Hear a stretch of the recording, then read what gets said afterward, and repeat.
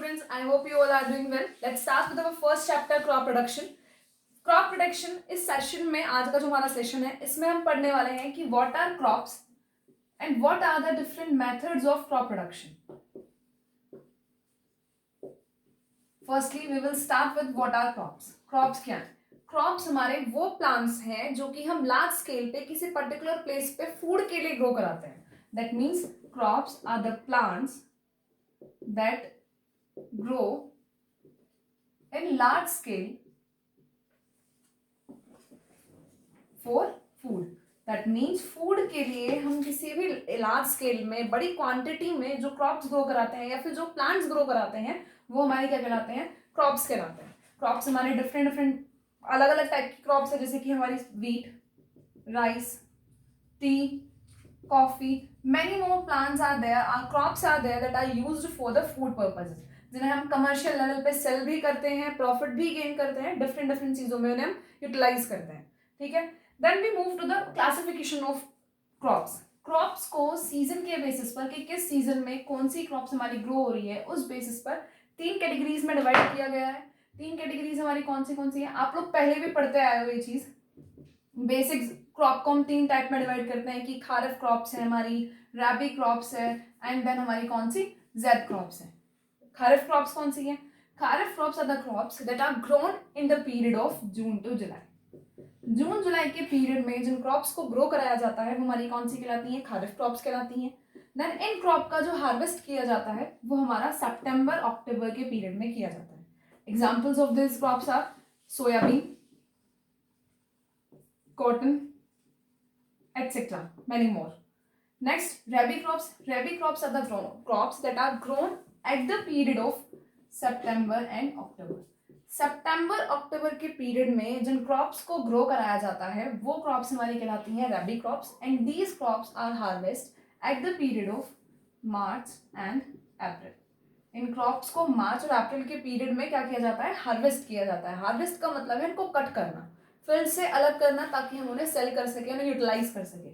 Examples are gram and pea, etc. Now move to the Z crops. Z crops are the crops that are grown at the in the period of March and April, and they are harvested at the period of June and July. These crops are harvested, grown in the period of March and April, and harvested in June to July. Example of Z crops are watermelon and pumpkin. These are the examples of Z crops. This is a whole classification of crop on the basis of season. Season के basis पर देखो हमारे यहाँ अलग season में grow हो रहा है. ये हमारा यूजुअली हम कह सकते हैं कि सिंपल समर सीजन में ग्रो हो रहा है, ये हमारा विंटर सीजन में ग्रो हो रहा है, एंड देन हमारा ये मिड सीजन में आ जाएगा हमारा कंप्लीटली. तो सीजन के बेसिस पे जो क्लासिफिकेशन है वो हमारा कौन सी कैटेगरीज आती हैं? Kharif crops, rabi crops, and then zaid crops. Now we move to the methods of crop production. Different methods क्या हैं हमारे क्रॉप प्रोडक्शन के, उस पर हम मूव करते हैं. 7 स्टेप्स हैं यूजुअली हमारे जो हम पूरे फॉलो करने चाहिए. कभी जब भी कोई क्रॉप ग्रो कराई जाती है उसमें हमें 7 स्टेप्स को फॉलो करना चाहिए. First step is the preparing of soil. सबसे पहले हमें इंपॉर्टेंट चीज है कि सॉइल को प्रिपेयर करना. कोई भी क्रॉप ग्रो कराने से पहले सबसे पहले हमें काम करना है कि हमें अपनी जो सॉइल है उसको प्रिपेयर करना है, सो that it can grow crops, जिस पर हमारी इजीली जो क्रॉप्स हैं वो ग्रो कर सके. इसके लिए हम क्या करते हैं? Loosening and turning of soil किया जाता है. Loosening and turning of soil. Loosening and turning का मतलब क्या है? जो हमारा सपोज ये फ्लोर है, ये सॉइल है, इस सॉइल को लूज किया जाता है. लूज करना इन द सेंस इसको एरेटेड बनाया जाता है. दैट मीन्स इतना लूज कर लो इसको ताकि इसमें हमारे एयर स्पेसेस प्रेजेंट. इससे होगा क्या? लूज करने से दूसरा बेनिफिट क्या है कि जो हमारे प्लांट की रूट्स हैं अगर इसमें स्पेसेस प्रेजेंट होंगे तो वो डीपली पेनिट्रेट होंगी. एंड सेकेंडली अगर हमारी जो भी हमारी सॉइल है अगर वो लूज होगी तो उसमें हमारे जितने भी माइक्रोब्स हैं या फिर जो अर्थवॉर्म है जो कि फार्मर का फ्रेंड कहा जाता है, ये इजीली क्या हो जाते हैं? ग्रो कर सकते हैं. ठीक है. Preparing of soil, loosening and turning को हम एक स्पेशल नाम देते हैं टिलिंग. टिलिंग और प्लॉइंग भी इसको कहा जाता है. टिलिंग और प्लाइंग कुछ नहीं है, loosening and turning of soil, soil को लूज करना और उसको टर्न करना, अपसाइड डाउन करना, नीचे के न्यूट्रिएंट्स ऊपर लेके आना, वो हमारा किस में आता है, प्रिपेयरिंग ऑफ सॉइल में आता है। सेकेंड स्टेप हमारा क्या आता है, selection of seed and sawing. Seed का सिलेक्शन, सीड को सेलेक्ट करना, किस टाइप का सीड हमें चाहिए, कहाँ हमारा कौन सी हमें क्रॉप ग्रो करानी है, उसका selection and then sowing. Selection of seed का मतलब क्या है, हम ऐसा क्यों नहीं कि कोई भी सीड ले सकते हैं। जब भी कोई क्रॉप ग्रो कराई जाती है तो एक चीज ध्यान में रखी जाती है, जो हम सीड ले रहे हैं that must be of good quality. Good quality से क्या मतलब है, गुड क्वालिटी से मतलब है कि वो एक अच्छी इल्ड दे, प्लस इसमें हमारा क्या हो, इल्ड अच्छी हो, क्वालिटी अच्छी हो उसकी। सेकेंडली वो किसकी हो, वो डिजीज फ्री हो, फ्री फ्रॉम डिजीज, किसी भी तरह की कोई भी डिजीज उस प्लांट में ना हो, क्योंकि अगर हमारी सीड ही कोई डिजीज कंटेन करेगी देन वो जो भी डिजीज है वो प्लांट में ऑब्वियसली ट्रांसमिट करेगी, जो कि हमारे लिए फिर बेनिफिशियल नहीं है, तो क्रॉप ग्रो कराने का कोई बेनिफिट ही नहीं रहा। इसीलिए सबसे पहले हम क्या करते हैं, सीड सिलेक्शन करते हैं। The seed must be of good quality and it should be free from disease. Then हमने जो सीड सेलेक्ट किया उसको हम अपने फील्ड पर इजीली सो करा सकते हैं, ग्रो करा सकते हैं। थर्ड स्टेप हमारा क्या आता है, third step is the manuring.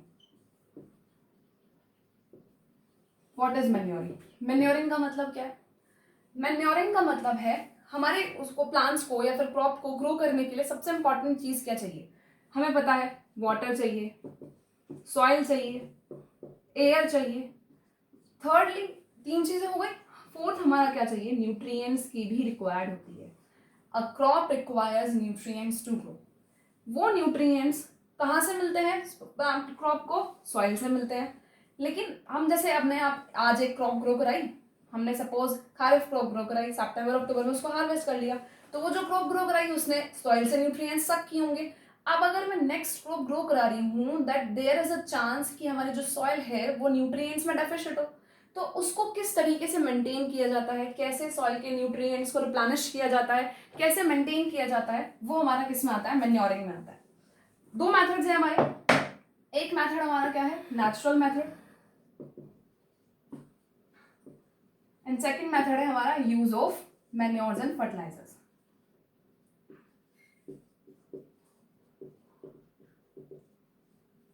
Natural method का मतलब क्या है, नेचुरल मेथड का मतलब है हमें कुछ एक्स्ट्रा बाहर से कुछ लेने की जरूरत नहीं है। हम क्या करेंगे, 2 मेथड्स इसमें आते हैं, या तो हम क्रॉप रोटेशन करा दें या फिर हम मिक्स्ड क्रॉपिंग करा दें। जो सॉइल हमारे पास है उसमें हम नेचुरली ऐसे टेक्निक्स यूज करें क्रॉप ग्रो कराने की, ताकि हमारे जो न्यूट्रिएंट्स हैं वो सॉइल से खत्म ही ना हो, डेफिशिएंट ही ना हो सॉइल हमारे न्यूट्रिएंट्स की। क्रॉप रोटेशन में हम क्या कराते हैं, हमने एक फील्ड लिया, आज उस पर हमने कोई ऐसी क्रॉप ग्रो कराई है जिसको नाइट्रोजन की रिक्वायरमेंट है, वो एक्सेस में नाइट्रोजन लेती है। नेक्स्ट क्रॉप जब हम ग्रो करा रहे हैं then we should make sure, हमें ध्यान रखना है कि वो जो क्रॉप है सेकेंड वाली वो हमारी नाइट्रोजन कम कंज्यूम करती हो। इससे बेनिफिट क्या होगा, हमारी सॉइल में नाइट्रोजन नहीं था, बाकी न्यूट्रिएंट्स प्रॉपर अमाउंट में अवेलेबल थे, लिटिल अमाउंट में क्या प्रेजेंट था, नाइट्रोजन प्रेजेंट था। अब हमने जो सेकंड क्रॉप ग्रो कराई है उसको नाइट्रोजन की रिक्वायरमेंट ही नहीं है, उसको नाइट्रोजन की कम रिक्वायरमेंट है, इससे हमारी वो क्रॉप इजीली ग्रो कर जाएगी। तो क्रॉप रोटेशन में हम क्या करते हैं, इस तरह की क्रॉप्स को सेलेक्ट करते हैं जो कि हमारी, जिसको एक चाहिए वो सेकंड को नहीं जरूरत होती, मतलब पूरे पर्टिकुलर पैटर्न में हम उनको ग्रो करेंगे। मिक्स्ड क्रॉपिंग में क्या करता है, मिक्स्ड क्रॉपिंग में हम एक ही फील्ड पे एक साथ नंबर ऑफ क्रॉप्स ग्रो कराते हैं जिनकी रिक्वायरमेंट्स अलग अलग होती है। जैसे हमने कोई भी 2 क्रॉप एक साथ ऐसे ही ग्रो कराई, एक टॉल है एक शॉर्ट है, टॉल और शॉर्ट होने से क्या होगा, स्पेस की कोई जो अवेलेबिलिटी की जो कोई भी डिफिकल्टी है वो प्रॉब्लम नहीं होगी।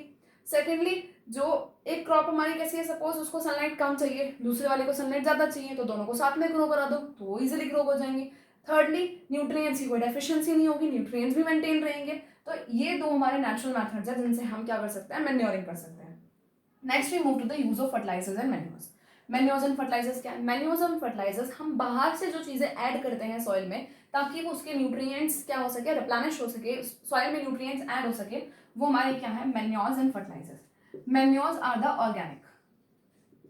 Organic fertilisers we can say. Organic का मतलब क्या है, ऑर्गेनिक है नेचुरली सिंथेसाइज किए गए वो चीजें जो कि हमारी सॉइल को क्या कर सके, न्यूट्रिएंट्स प्रोवाइड करा सके।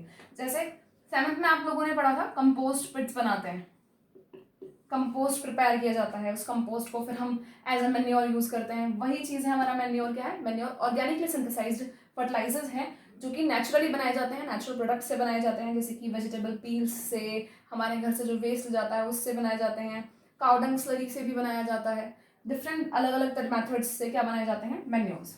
But the thing to remember is these are organic, that means यहाँ पर किसी भी तरह का कोई भी केमिकल एडअप नहीं होता। Now we move to the fertilisers. Fertilisers क्या है? Fertilisers are the chemicals simply. Fertilisers हमारे मोस्टली जो होते हैं एनपी के कंटेनिंग होते हैं। एनपी का मतलब क्या है? Nitrogen, P stands for phosphorus and K stands for potassium. These are the nutrients or minerals that are required to grow a crop. In NPK containing fertilizers को यूज किया जाता है, सॉइल में ऐड किए जाते हैं। These are chemically synthesized, laboratory में prepare किया जाता है इनको, तो इनको हम ऐड करके अपने सॉइल की मैन्योरिंग कर सकते हैं, ठीक है, ताकि हमारे उसमें क्या ऐड हो सके, उसमें हमारे सॉइल में न्यूट्रिएंट्स ऐड हो सके और हमारा जो क्रॉप प्लांट है वो इजीली क्या कर सके, ग्रो कर सके। Now we move to the fourth point. Fourth step we can say is irrigation. Irrigation क्या है? इरिगेशन है वाटर प्रोवाइड करना। हमने जो क्रॉप ग्रो कराई है उसको हम क्या प्रोवाइड करते हैं? वाटर प्रोवाइड करते हैं, उसको सींचते हैं एक तरह से, अगर हम हिंदी में बोले तो सींचना। उसकी सिंचाई की जाती है, खेतों की सिंचाई की जाती है, इरिगेशन करते हैं। इसमें हमारे दो मेथड्स हम यूज करते हैं, एक स्प्रिंकलर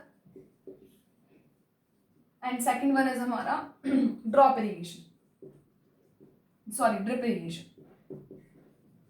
दो मेथड्स यूज किए जाते हैं, sprinkler method and then drip irrigation. Sprinkler method में क्या किया जाता है? लार्ज अमाउंट में पानी एक साथ स्प्रिंकल किया जाता है, जैसे कि हमारी रेन आती है उस तरीके से स्प्रिंकल किया जाता है। जबकि ड्रिप इरिगेशन में ड्रॉप बाय ड्रॉप वाटर को ऐड किया जाता है, स्पेशली जहां पर हमारी रूट्स हैं, रूट्स के आसपास इसको डाला जाता है। वो हमारा कौन सा कहलाता है? वो हमारा ड्रिप इरिगेशन कहलाता है, ठीक। ये हमारा सिंपल इरिगेशन का मेथड है। Now we move to the fifth point which is weeding. Fifth step is weeding. Weeding का क्या मतलब है? हमारे प्लांट्स के साथ कई बार क्या होता है, कुछ अनवांटेड प्लांट्स भी ग्रो कर जाते हैं, जिन्हें हम क्या कहते हैं? वीड्स। वीड्स क्या है? Weeds are the unwanted plants grow along with the main crop. हमने जो मेन क्रॉप लगाई है उसके साथ जो भी अनवांटेड प्लांट हमारा ग्रो कर रहा है, अनवांटेड जो भी क्रॉप ग्रो कर रही है, वो हमारी क्या कहलाती है? वीड कहलाती है। एग्जाम्पल दे देते हैं, amaranthus. Amaranthus is a weed that grow along with each and every crop. Almost हर क्रॉप के साथ एमरैंथस ग्रो कर जाता है। ये वीड है, ये करता क्या है? ये हमारी जो सॉइल, हमारे मेन क्रॉप को जो न्यूट्रिएंट्स मिलने चाहिए थे, जो सॉइल मिलना चाहिए था, जो या फिर सॉइल की अवेलेबिलिटी, सिंपली वाटर जो मिलना चाहिए था, या फिर जो भी चीज़ें हमारी मेन क्रॉप को मिलनी चाहिए थी, उसको ये लेना स्टार्ट कर देती है, जिसकी वजह से हमारी मेन क्रॉप की ग्रोथ प्रॉपर नहीं हो पाएगी। इसीलिए इनको हम क्या करते हैं? रिमूव करते हैं, इनका रिमूवल किया जाता है। Removal of weeds from the field is known as weeding. इन वीड्स का रिमूवल ही क्या कहलाता है? हमारा वीडिंग कहलाता है। इसके लिए हम वीडिसाइड्स यूज करते हैं simply. Weedicides are the chemical that kills the weeds और simply eliminate the weeds from the field. कई बार मैनुअली भी किया जाता है, मैनुअली पिक करके जितने भी वीड्स हैं उनको सेपरेट कर लिया जाता है, ठीक है। Next we move to the protection of crop. 6.6 step we can say is the protection of crop from disease. Protection of crop from diseases, pest especially. Paste क्या है? पेस्ट हमारे वो ऑर्गेनिज्म है या फिर कोई भी वो चीज़ है जो कि हमारे क्रॉप प्लांट्स को हार्म कर रही है, उसको डिजीज कॉज करा रही है, उसमें कुछ भी चीज़ें उसको डिस्ट्रॉय कर रही है। Simply pest are the organism that destroy our crop plant so that it we are not be able to use it, ठीक है। पेस्ट को रिमूव करने के लिए हम डिफरेंट चीज़ें यूज़ करते हैं। तो मेन कैटेगरी जो हमारी आती है वो पेस्टिसाइड्स है। Pesticides are the chemicals that are used to kill the pest. किसी भी फील्ड में जो पेस्ट को किल करने के लिए हम यूज़ करते हैं वो हमारे पेस्टिसाइड कहलाते हैं। जैसे अगर हमें फंगस अगर हमारी ग्रो कर रही है फील्ड पे, तो उसे ग्रो करने के लिए फंजाइसाइड यूज़ किया जाता है। ऐसे अगर रोडेंट्स जैसे कि रैट्स वगैरह अगर आ जाते हैं तो इनको किल करने के लिए रोडेंटिसाइड्स यूज किए जाते हैं। कुछ डिफरेंट अलग अलग तरह के पेस्टिसाइड्स हैं जो कि फील्ड में यूज़ किए जाते हैं ताकि हम क्या कर सके, अपनी क्रॉप को डिजीज फ्री कर सके, उसमें किसी भी तरह का पेस्ट ना लगे। एग्जाम्पल दे देती हूँ, डीडीटी सुना भी होगा ना, डीडीटी को एज अ पेस्टिसाइड हम फील्ड में यूज करते हैं, बहुत कॉमन है, सब ज्यादा यूज किया जाता है हमारा। Last step, last but not the least I can say, last is harvesting, sowing. Seventh step is harvesting, threshing and winnowing. क्या करते हैं, once the crop is matured, हमारी क्रॉप एक बार अगर मैच्योर हो गई तो मैच्योर होने के बाद हम क्या करते हैं, उसको हार्वेस्ट करते हैं। सिकल की हेल्प से क्या कर लिया जाता है, क्रॉप को हार्वेस्ट कर लिया जाता है, उसको फील्ड से कट कर लिया जाता है। अब हमने जो क्रॉप हमारी थी हमने उसे सेपरेट कर लिया। सपोज हमने वीट की ही कोई क्रॉप ग्रो कराई थी फील्ड में, हमने इसको हार्वेस्ट कर लिया। हार्वेस्ट करने के बाद क्या करते हैं, हम इसकी थ्रेशिंग करते हैं। थ्रेशिंग का मतलब क्या है, क्रॉप में से ग्रेन्स को सेपरेट करना। जो प्लांट जो क्रॉप हमें मिली है उसमें से हम ग्रेन्स को सेपरेट करते हैं। थ्रेशिंग क्या है, सेपरेशन ऑफ ग्रेन्स। ग्रेन्स को सेपरेट करना क्या कहलाता है, हमारा थ्रेशिंग कहलाता है। एंड देन क्या करता है, विनोइंग में क्या करता है, विनोइंग में हम जितने भी उसमें चाफ्स आ गए हैं हमारी क्रॉप में, हमारी ग्रेन्स में स्पेशली, उनको रिमूव करना क्या कहलाता है, विनोइंग कहलाता है। जैसे आपकी बुक में एक पिक्चर भी दी हुई है, अगर आप देखो उसमें क्या करते हैं, हम एक इंस्ट्रूमेंट लेते हैं, उसमें अपने ग्रेन्स ऐड करते हैं और उसको एक हाई राइज पे, एक पोजिशन पे ले जाने के बाद उसको ऐसे एयर ब्लो कराते हैं उसमें, ताकि जितने भी उसमें अनवांटेड सब्सटेंसेस हैं या छोटे छोटे जो पार्टिकल्स हैं वो सारे हमारे इजीली उसमें से रिमूव हो जाए। वो प्रोसेस हमारी क्या कहलाती है, विनोइंग कहलाती है। I hope you will get it. That's all for today. We will meet soon again.